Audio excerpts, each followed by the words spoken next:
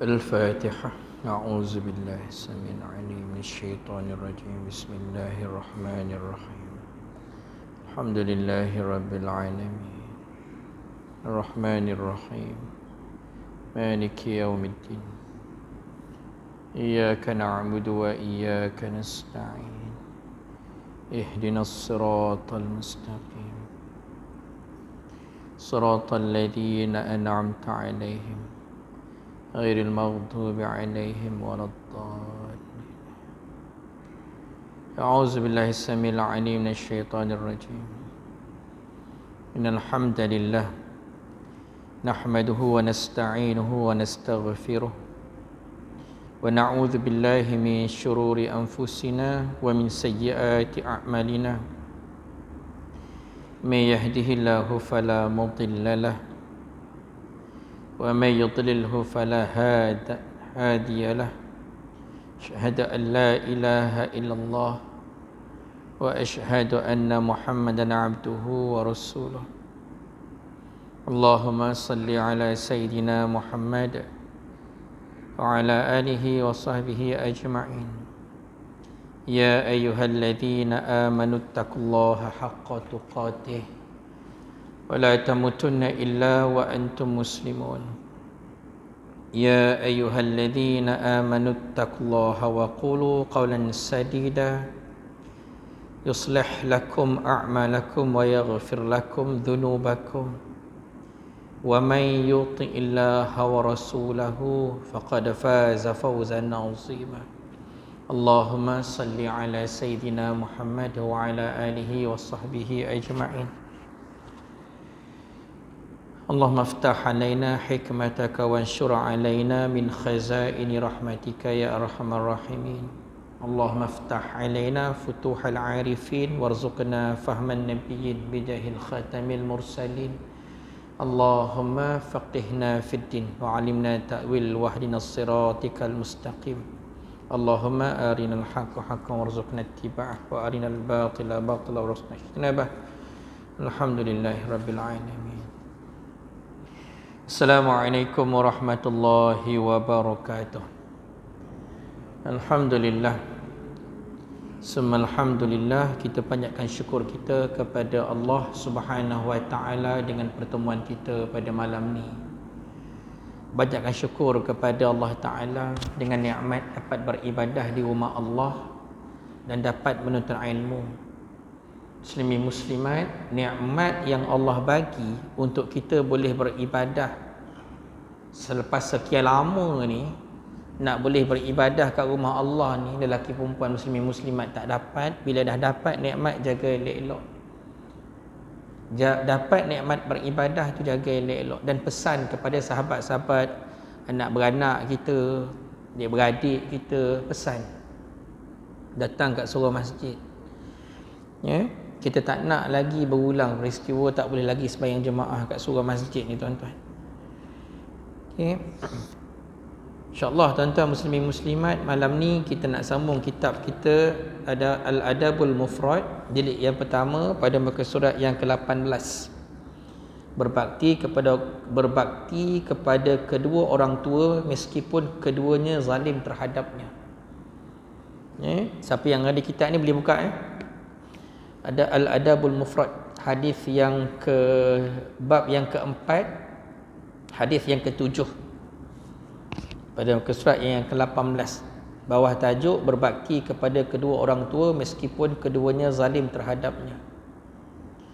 Hajjaj mengkhabarkan kepada kami, ia berkata, Hamad bin Salamah mengkhabarkan kepada kami dari Sulaiman At-Taimi dari Sa'id Al-Qaisi an Ibni Abbas radhiyallahu anhu qala ma min muslim lahu walidani muslimani yusbihu ilaihima muhtasiban illa fatahallahuma babaini ya'ni minal jannah wa in kana wahidan fawahidun wa in aghdaba ahadahuma lam yardallahu anhu hatta yarda anhu qila wa in zalamahu qala wa in zalamah. Daripada Ibn Abbas radhiyallahu anhu, ia berkata, tidak seorang pun dari kaum muslimin yang mempunyai kedua orang tua beragama Islam yang berbakti kepada mereka berdua dengan mengharap pahala daripada Allah, melainkan Allah akan membukakan dua pintu, yakni pintu syurga untuknya. Jika tinggal satu dari keduanya yang masih hidup, maka yang akan dibukakan adalah satu pintu. Jika dia menjadikan salah satu di antaranya marah, Allah tidak akan redha kepadanya hingga orang tuanya redha kepadanya. Lalu ada yang bertanya, meskipun kedua orang tuanya itu menzaliminya? Ibn Abbas menjawab, meskipun keduanya menzaliminya. Tuan-tuan muslimin muslimat, hadis diriwayatkan oleh daripada Ibn Abbas radhiyallahu anhu. Dia menceritakan, walaupun ada yang mengatakan dia ni sanad yang lemah, tetapi yang kita nak ambil dia punya kandungan, isi kandungan konten dia daripada hadis ni.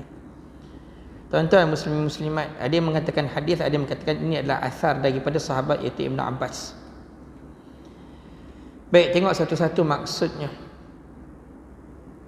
Kata Ibn Abbas, tidaklah seorang daripada kaum muslimin yang mempunyai kedua orang tua yang beragama Islam yang berbakti kepada mereka berdua dengan mengharapkan pahala daripada Allah.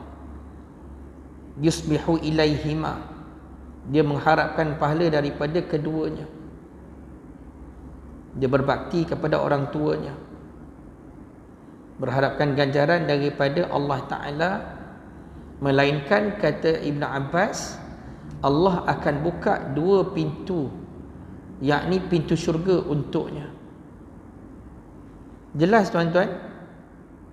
Kata Ibn Abbas, anak yang berbakti dengan mak bapak, dia ada mak, dia ada bapa, Allah bukakan dua pintu syurga untuknya. Satu pintu syurga melalui berbakti kepada bapa dia, yang kedua, satu lagi pintu syurga berbakti kepada ibunya. Hadis-hadis yang sebelum ni kita dah baca dah, berkaitan dengan kalau bertembung antara ibu dengan ayah, mana dahulu yang nak didahulukan. Daripada hadis yang sebelum ni disebut dahulukan ibu dahulu, berdasarkan hadis Nabi. Bila sahabat tanya dekat Nabi, anak ni kepada siapa yang patut dia berbakti dahulu, Nabi sebut 3 kali ibu, keempat barulah bapa. Saya dah cerita dah dulu kenapa ibu dahulu yang patut didahulukan berbanding ayah. Isu ibu, pertama dia mengandungkan anak, dia melahirkan anak, dia menyusukan anak, benda yang tak dibuat oleh bapa. Bapa tak boleh nak buat 3 benda ni. Sebab itulah Nabi mendahulukan ibu dahulu. Cumanya dia ni cerita yang lepas lah, just orang kata revision, ulang kaji lah. Bergantung kepada keadaan jugalah. Hadis beritahu dasarnya bertembung hak mak bapak, hak ibu ataupun bapa utamakan ibu. Tapi ada keadaan tertentu utamakan bapa. Contohnya ibu tak sakit, katalah mak ayah bercerai, katakanlah mak ayah bercerai, ayah sakit, ibu tak sakit, tapi ibu kata tak payah pergi tengok ayah. Masa tu anak boleh untuk tak dengar cakap ibu, boleh. Sebab ibu tak ada apa-apa masalah, boleh untuk nak pergi jaga ayah kat situ. Mengutamakan ayah dalam bab-bab yang begitu, boleh, tak ada masalah. So dalam hadis ni yang kita baca ni tuan-tuan, Allah bagi kepada setiap anak yang ada mak bapak 2 pintu syurga. Siapa yang ada mak bapak yang masih hidup, dari hadis ini kata Nabi, dia bukan setakat dapat pahala, dia dapat 2 pintu syurga yang mak bapak masih hidup. Kalau salah seorangnya, jika tinggal satu daripada keduanya yang masih hidup, maka yang akan dibuka adalah satu pintu lagi. Mak dah mati, bapa ada, syurga melalui jalan pintu berbakti kepada bapa pun ada. Bapa tak ada, mak ada, berbakti kepada mak, dapat satu lagi pintu syurga. Beruntungnya mana-mana anak yang berbakti dengan mak bapak. Tuan-tuan, pesan dekat anak kita, sepatutnya anak kita elok dengar ceramah ni kan. Sepatutnya gitulah. Jadi tahu di mana kepentingan tu tadi. Dalam hadis yang lain kan kita pernah dengar Nabi kata dalam hadis Al-jannatu tahta aqdamil ummahati. Syurga di bawah tapak kaki ibu. Okay? Lebih kurang juga samalah maksudnya. Cuma dalam hadis ini dia beritahu mak bapak dua-dua adalah pintu syurga kepada anak. Kemudian kata Ibn Abbas, jika dia menjadikan salah satu daripadanya di antaranya marah, dia buat mak bapak dia marah, dia buat mak bapak dia marah, dia kecewakan mak bapak dia, tak menyaut, puahlah orang tua tu telefon, tak berangkat telefon, kena pula mak bapak tu dah tak apa nak dengar sangat, dia saja nak telefon, tapi anak malah nak menjawab, kamu cakap pun tak dengar juga. Mak ni bukannya sebab nak dengar tak dengar sangat, janji ada bunyi-bunyi anak dia bercakap cukup dah. Jadi ada anak yang kadang-kadang tu, tuan-tuan, dia kena ingat gini je, bila sampai mak bapak kita perlu ada waktu tertentu ataupun nak minta izin daripada anak nak telefon, ataupun ada waktu tertentu nak telefon, waktu ni sampaikan mak bapak nak telefon ni, dia rasa takut, rasa bersalah, takut ganggu anak. Kalau itulah yang mak bapak kita rasakan, kena rasailah dah bermulanya tanda-tanda anak derhaka duk kat situ. Sejak bila pula mak bapak ada waktu tertentu boleh telefon anak? Sejak bila pula anak kena minta izin daripada mak bapak, kena minta izin daripada anak nak telefon? Kalau itu yang berlaku, tuan-tuan, kan, kita kena rasa risau lah. Sebab tanda-tanda bermulanya lah anak derhaka kepada mak bapak. Kalau saya buat meeting sekalipun, bagi tahulah kan, mak dia meeting, kejap lagi telefon balik. Ataupun tak dapat angkat, lepas habis meeting cepat-cepat telefon balik. Jangan sama sekali menyakiti, buat dia marah. Tuan-tuan, kisah yang masyhur sahabat Nabi namanya Juraish. Ni kisah Juraish ni yang berlaku dahulu lama dah, kisah bagaimana dia buat hati mak dia terasa. Kisah, tuan-tuan, mudah nak bagi faham. Dekat rumah dia tengah sembahyang sunat, mak dia bagi salam nak jumpa dengan dia. Dia confuse, nak jawab salam ataupun nak berhenti solat, jawab salam ataupun teruskan solat. Sebab dia tengah solat. Tengah solat takkan nak berhenti kan, semata-mata mak datang nak jawab. Dia teruskan solat. Mak pun balik. Hari kedua datang waktu yang lebih kurang sama, panggil Juraish, tak juga menyaut.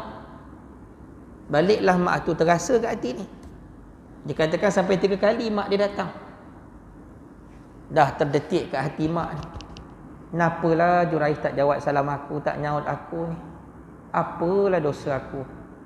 Ni terdetik kat hati, sampai terdetik dekat hatinya, ya Allah, kau tunjuklah kat Juraish ni sesuatu lah. Tuan-tuan, mak ni punya mulut ni jangan main-main lah. Jangan cakap, dia bercakap terdetik dekat hati cukup. Terdetik dekat hati cukup, tuan-tuan. Mak ni. Sebab tu, tuan-tuan, Allah Ta'ala sebut dalam Al-Quran, banyak kisah berkaitan dengan ibu ni, mak bapak ni. Banyak. Antara, tuan-tuan, kalau kita tengok dalam surah Al-Isra yang Allah Ta'ala sebut tentang ketaatan kita kepada mak bapak, wa qada rabbuka alla ta'budu illa iyyahu wa bil walidaini ihsana. Tuan-tuan muslimin muslimat dirahmati Allah Taala sekalian, Allah Taala perintahkan kita dalam surah Al-Isra ni, Allah perintahkan kita untuk jangan mensyirikkan Allah Taala, dan selepas itu hendaklah berbuat baik dengan mak bapak. Allah Taala perintah dalam satu ayat, ada dua perintah Allah dalam satu ayat Al-Quran. Satu, jangan syirikkan Allah Ta'ala, sembah Allah Ta'ala. Yang kedua, buat baik dengan mak bapak. Selepas jangan syirik kepada Allah, buat baik dengan mak bapak. Kenapa letak sebelah syirik dengan jangan syirik dengan Allah, buat baik dengan mak bapak tu letak sekali dalam satu ayat? Allah nak beritahu betapa pentingnya buat baik dengan mak bapak ni tadi. Jangan buat dia marah, jangan kecewakan dia. Selepas penting jangan syirikkan Allah Ta'ala. Kalau fikir logik, Baik buat ayat Al-Quran lepas syirik tu solat, sebab solat rukun Islam. Puasa rukun Islam. Tapi Allah nak bagi tahu betapa penting buat baik dengan mak bapak yang paling banyak orang banyak abaikan. Sampai Allah Ta'ala letakkan perintah buat baik dengan mak bapak selepas jangan syirik kepada Allah Ta'ala. Begitu sekali Allah Ta'ala letak ayat tu. Juraish ni tuan-tuan, dia confused. Nak jawab salam ke tidak? Mak dia terdetik kat hati.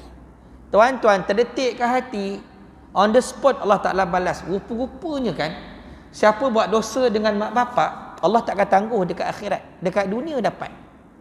Dan siapa buat baik dengan mak bapak, tak payah tunggu akhirat. Dekat dunia dapat kebaikan. Ini cerita pasal mak bapak ni. Terus Juraish Allah Ta'ala uji dia. Seorang perempuan Yahudi duk canang dekat kampung tu. Dia lahirkan anak, dia kata dekat semua orang, ini anak hasil aku berzina dengan Juraish. Terus dituduh gitu. On the spot kena. Juraish dipanggil oleh raja. Nak buktikan macam mana? Tak boleh nak buktikan. Zaman dulu mana ada DNA kan? Nak cek-cek itu tak ada. Kalau tak, Juraish kena bertanggungjawab dengan anak yang dikandung, yang dilahirkan oleh perempuan Yahudi itu tadi. Akhir sekali dia pun minta izin daripada raja untuk balik ke rumah, munajat pada Allah Ta'ala, minta jalan keluar, petunjuk. Sebab dakwaan ni sangat berat. Dakwaan zina sampai dapat anak, berat pada dia. Orang kampung tu tahu, orang tempat dia semua tahu Juraish ni taraf wali. Ibadah dia dahsyat, ibadah dia beriman. Kiranya dekat tempat tu, kalau Juraish ni, kalau tara itulah Juraish, dia tak boleh nak buktikan dia tak bersalah, memang habis agama Islam. Juraish ni dia punya benchmark. Hebatnya Islam tu pada Juraish ni tadi ni. Tapi kalau tara Juraish ni lah kan, orang percaya dia buat benda jahat gini kan, tak ada apa pada agama ni. Dia minta petunjuk kepada Allah Ta'ala, macam mana nak selesai. Dia mikir, punya mikir, barulah dia teringat, oh hari tu aku buat dosa kat mak aku lah, dia kata. Dia pergi cari mak dia balik. Saya kena uji hari ni mak, perempuan tu tuduh saya berzina, dia kata. Mak ni terasa ni dengan anak dia, terasa. Tapi sebab anak, nah inilah mak kita kan tuan-tuan, sebagai mak bapak pun tahu kan. Bila kita ni jadi mak bapak, buatlah macam mana pun anak redha je semua. Mak dia pun maafkan dia dan doakan agar Allah Ta'ala bantu dia. Sampai hari yang sepatutnya dia bertemu dengan raja tu, dia datang jumpa raja. Dia kata dia nak buktikan yang hari ni dia tak bersalah. Dipanggil perempuan Yahudi tu dan dipanggil budak tu, anak yang baru dilahirkan. Dia tanya dekat anak tu, "Hei anak, siapa bapa engkau?" Orang semua terkejut. Semua orang terkejut. Budak kecil bayi mana boleh nak bercakap? Budak baru lahir kot takkan boleh bercakap. Tapi Allah Maha berkuasa. Allah buka jalan keluar kepada Juraish selepas dapat redha daripada ibu, selepas dapat kemaafan dari ibu. Apa berlaku tuan-tuan? Bayi yang baru lahir tu bercakap. Juraish tanya, budak ni siapa bapa engkau? Budak tu bercakap. Dia kata, ayah aku adalah pengembala kambing. Rupanya perempuan Yahudi tu berzina dengan pengembala kambing. Dia ajak Juraish berzina. Juraish tolak, Juraish tak nak. Dia pergi berzina dengan pengembala kambing, dapat anak, duk jaja, dia kata tu anak dia dengan Juraish. Akhirnya Juraish selamat. Antara sebab dia selamat, antaranya sebab dapat pengampunan daripada mak bapak dia, daripada ibunya. Itu sebab saya nak pesan kepada ibu-ibu ni, elakkan sama sekali. Jangan bukan bercakap, terdetik dekat hati pun jangan. Jangan terdetik kat hati. Kalau terlepas tu minta ampun daripada Allah Ta'ala. Sebab kalau Allah nak bagi dekat dunia, dia akan dapat anak dan dapat azab. Hati-hati ibu. Sebab itulah Nabi Ibn Abbas sebut dalam asar ini, dia kata apa? Jangan, jika dia menjadikan salah satu di antaranya, ibu ataupun ayah itu marah, Allah tidak akan redha kepadanya. Allah tak akan redha.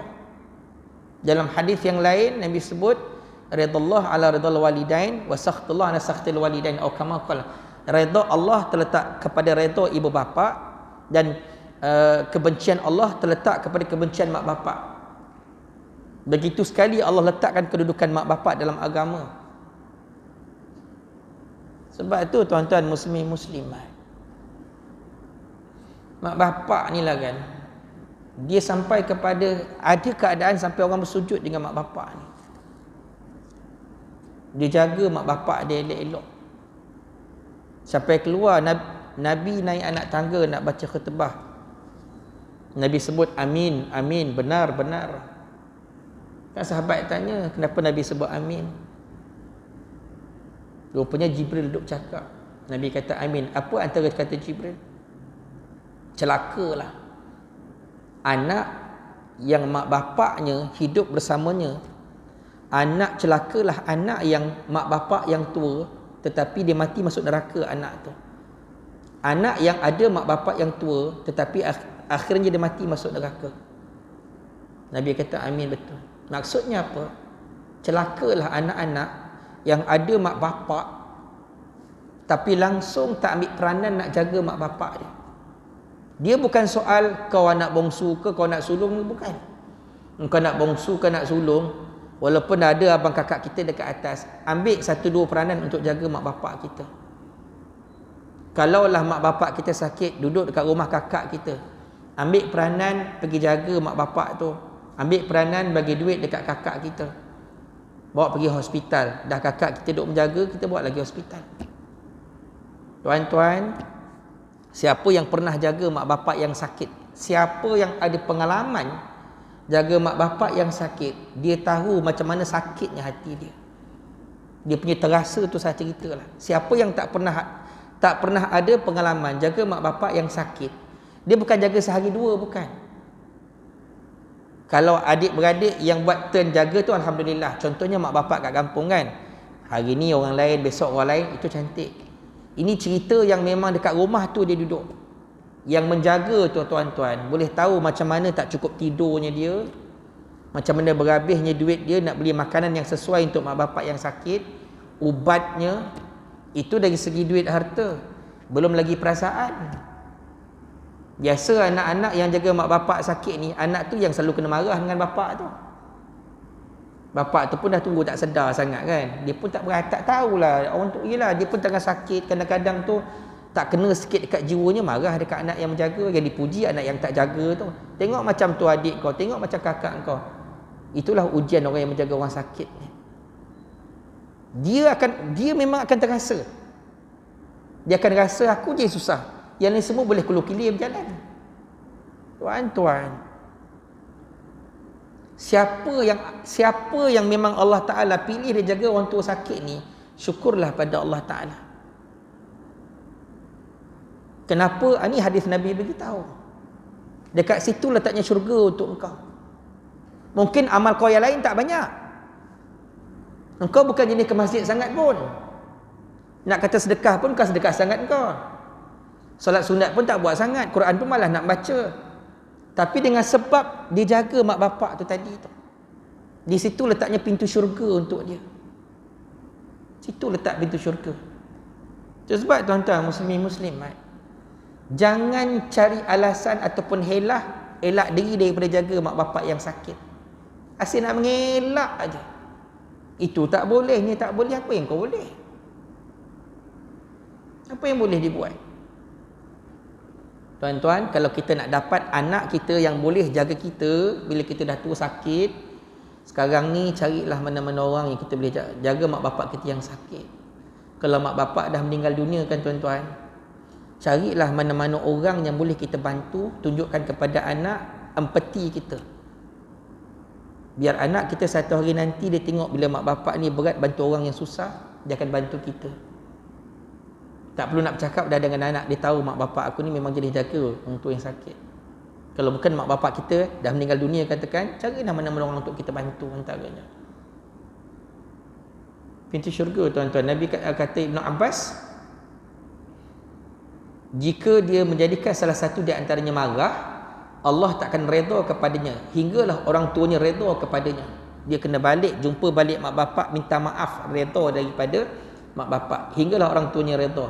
Lalu ada yang bertanya, meskipun kedua orang tuanya itu menzaliminya, kata Ibn Abbas, meskipun keduanya menzaliminya, meskipun keduanya menzaliminya.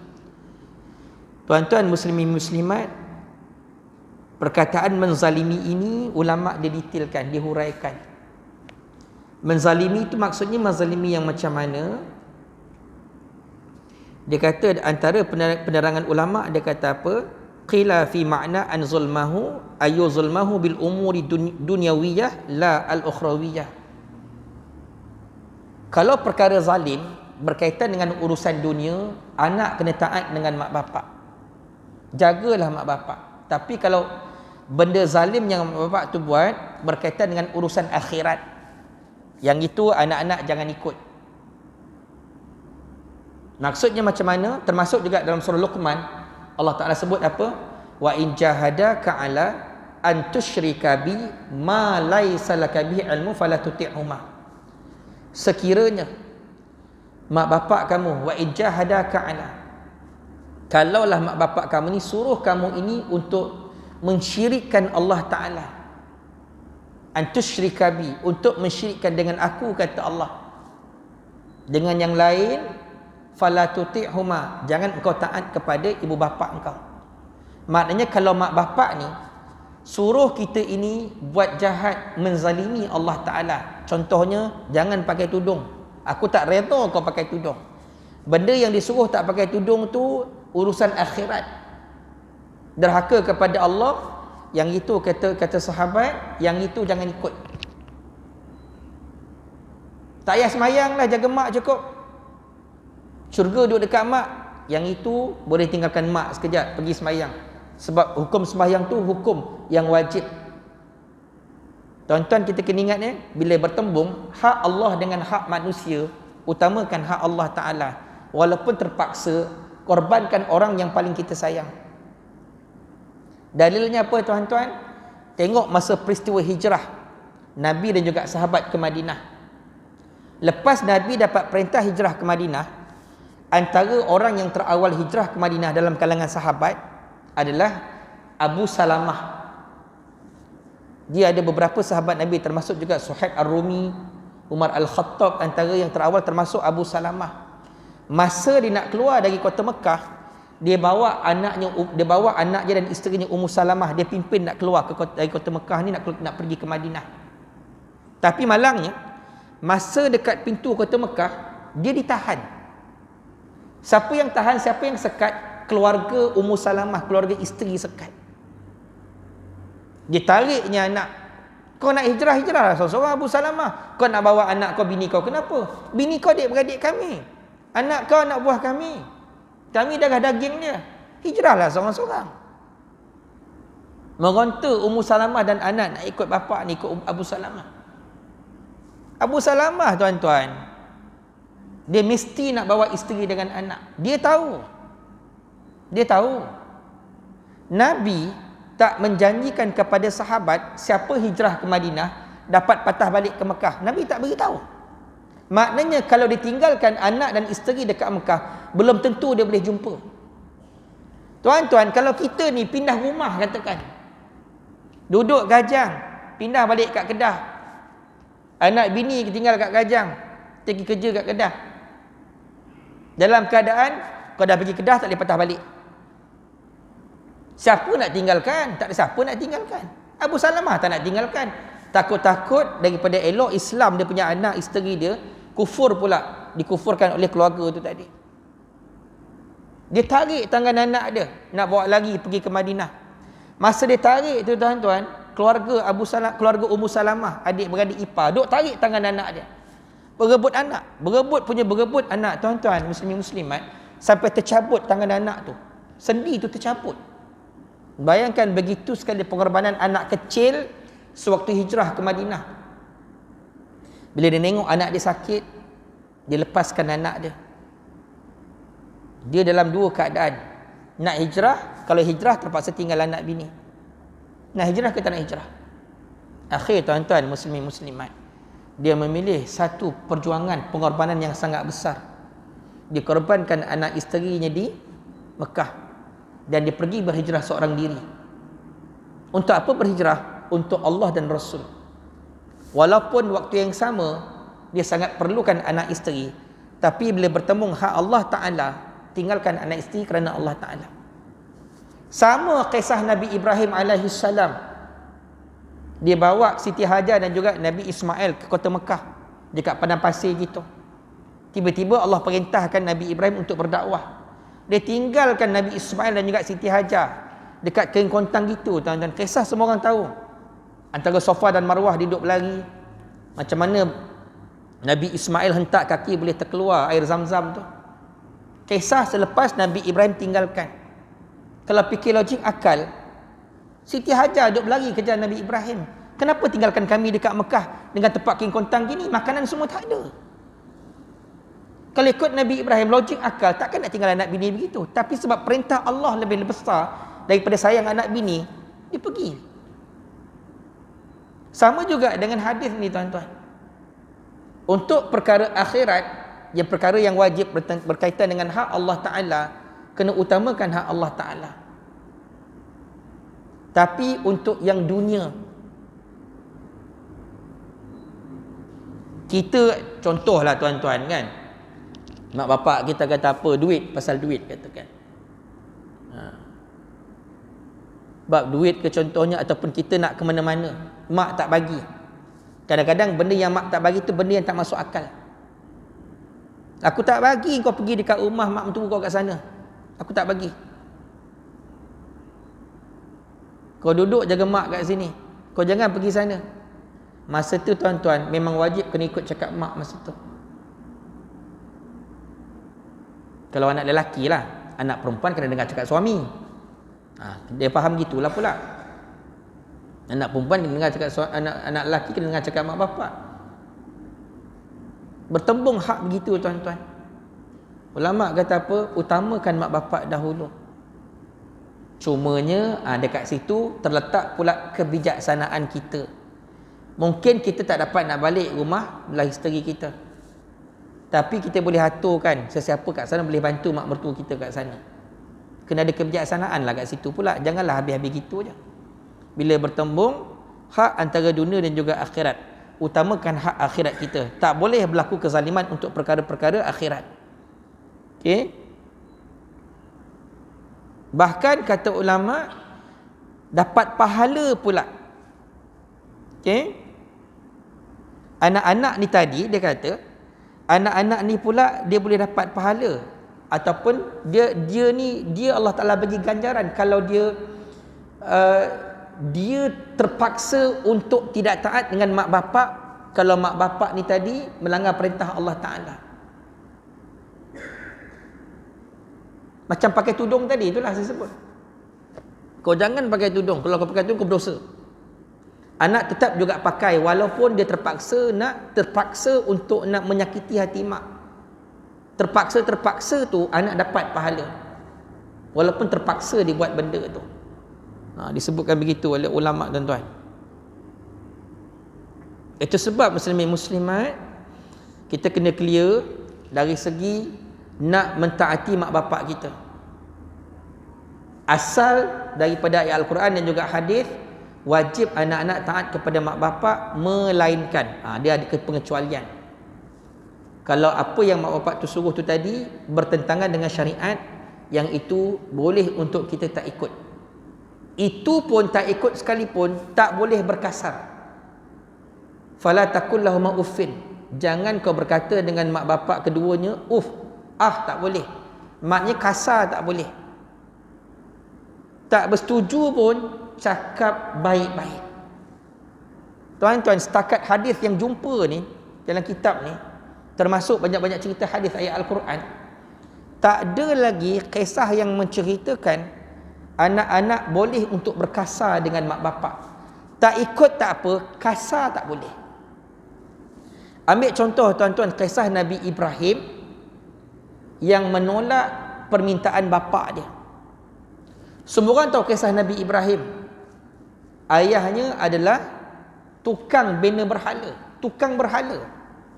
Berhala tu bapak dia yang buat. Bapak dia yang tempur berhala tu jadi berhala. Dan dia ajak Nabi Ibrahim untuk sama-sama buat berhala tu. Nabi Ibrahim tolak, tapi tolak dengan perkataan yang baik. Itu Nabi Ibrahim dengan bapak dia. Siapa bapak dia? Bapak dia yang buat berhala tu. Tara begitu kedudukan bapaknya pada waktu tersebut, pembuat berhala masa tu.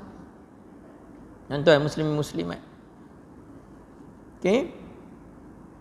Sebab tu tuan-tuan muslimin muslimat, bila kita baca hadis tentang bagaimana hadis Nabi ataupun ayat Al-Quran mengangkat darjat mak bapak ni, benda ni tuan-tuan kena kembalikan dalam masyarakat kita balik pada hari ni. Sebab terlampau banyak sangat anak-anak ni, dia budak-budak pada hari ni lebih mengutamakan dia punya kehendak diri dia je. Budak-budak, tuan-tuan, ambil contoh yang mudah-mudah sekarang ni, bila PDPR kan, bila budak-budak belajar, handphone duduk kat tangan. Yang dia cucu, tahulah perangai cucu macam mana. Puaslah mak bapak tu manggil. Anak duduk sibuk main game, duduk sibuk handphone dengan kawan. Dah tak kisah langsung dah pasal mak bapak dah. Puas memanggil mak bapak tu. Bukan panggil buat apa, ajak makan je pun. Anak dekat tingkat atas tu. Sampai kena bertelefon pula anak. Jadi macam mak tu kuli pula dah. Macam bibik dah mak tu. Dah siap masak nak kena manggil. Nolong tidak budak tu. Tuan-tuan puan-puan muslimin muslimat, kena sedar balik macam mana hari ini punya keadaan.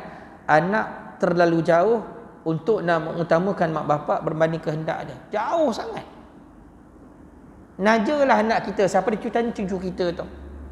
Setakat hidup dia hari ni, apa benda yang dia buat, yang dia berkorban dengan mak bapak dia. Dia punya pengorbanan dengan mak bapak. Berapa ramai anak yang pagi-pagi ni, anak kat rumah yang bangkit awal, budak-budak sekolah menengah lah katakan. Bangkit awal, tolong mak dia masak. Berapa ramai budak.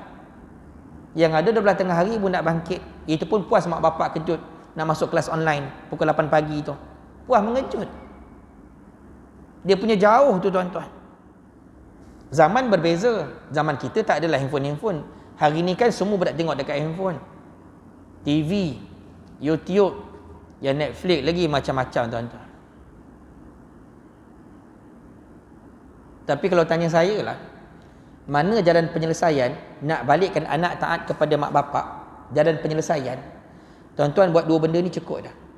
Pesan kepada anak-anak kita yang cucu-cucu kita ni.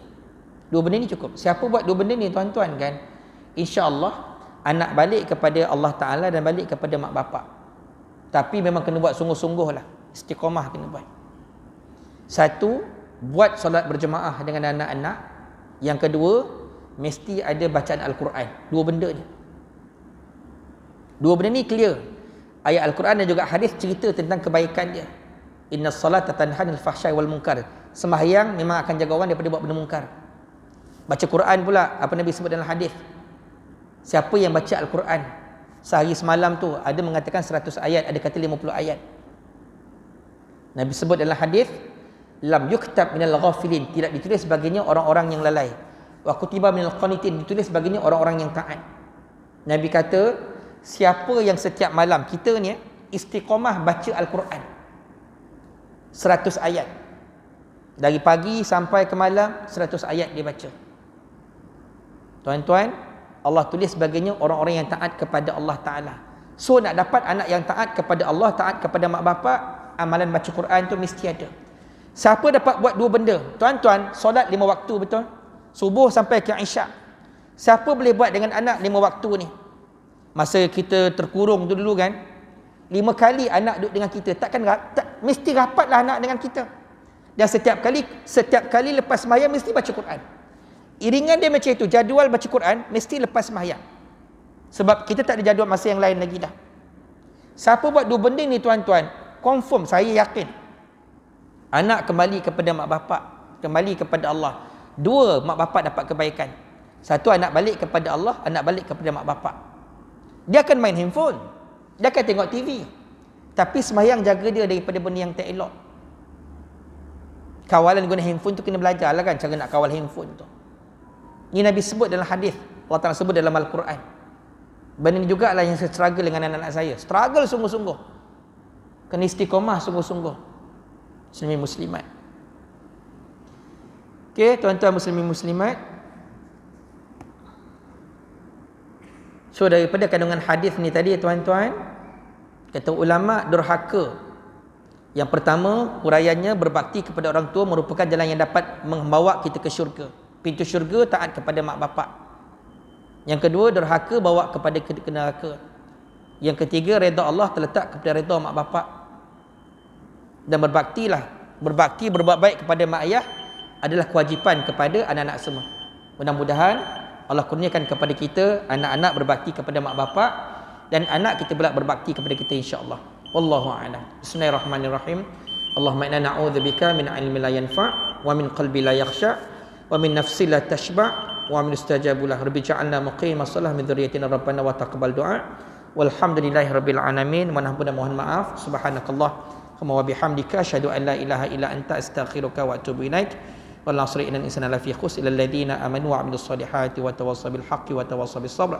Assalamualaikum warahmatullahi taala wabarakatuh.